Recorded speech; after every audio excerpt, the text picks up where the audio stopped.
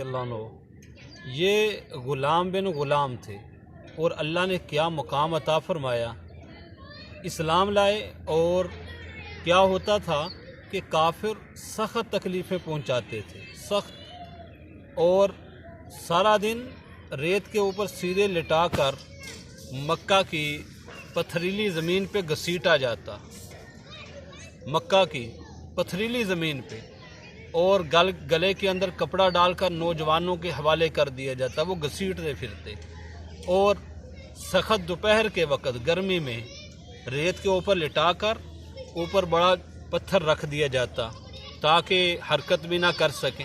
اور یہ کیا تھے؟ احد احد، اللہ تو ایک ہی ہے، اللہ تو ایک ہی ہے۔ کافر کہتے تھے کہ اے بلال اپنی جان پہ رحم کرو، اپنی جان پہ رحم کرو، تو یہ فرماتے کہ یہ جان ہے کس لیے؟ اگر یہ اللہ کے نام پر نہیں لگے گی تو کہاں لگے گی؟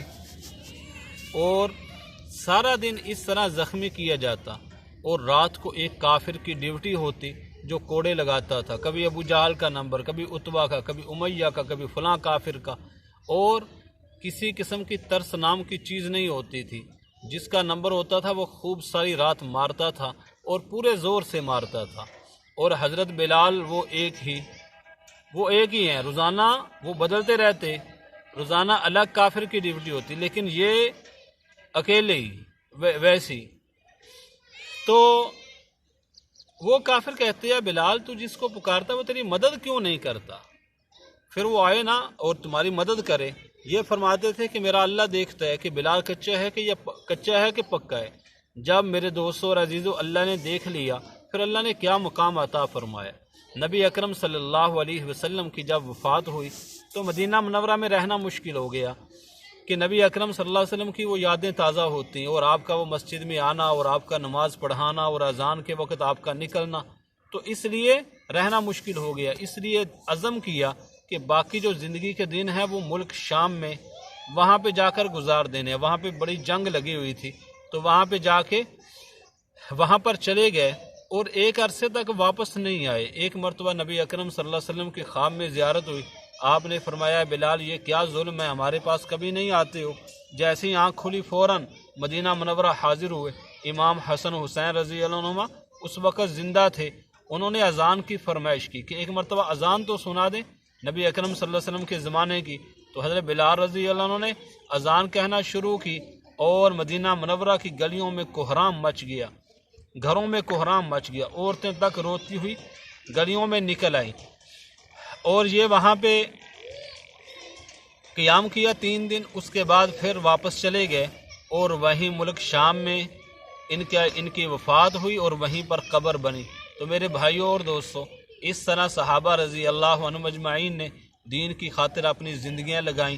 حضرت سمیہ رضی اللہ عنہ، اسلام میں سب سے پہلی شہادت ان کی ہے، اور اسلام میں سب سے پہلی مسجد ان کے بیٹے حضرت عمار رضی اللہ عنہ کی بنائی ہوئی ہے، اور مردوں میں اسلام کی خاطر سب سے پہلی شہادت ان کے شوہر حضرت یاسر رضی اللہ عنہ کی ہے۔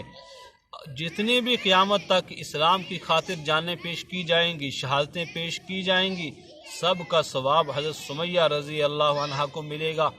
اور عورت ہو کے کیسی اسلام کی خاطر قربانی کی۔ ایک عورت ہیں صحابیاں جن کا نام ہے حضرت خنسہ رضی اللہ عنہ۔ جنگ قادسیہ کے دن ان کے 4 بیٹے شہید ہوئے۔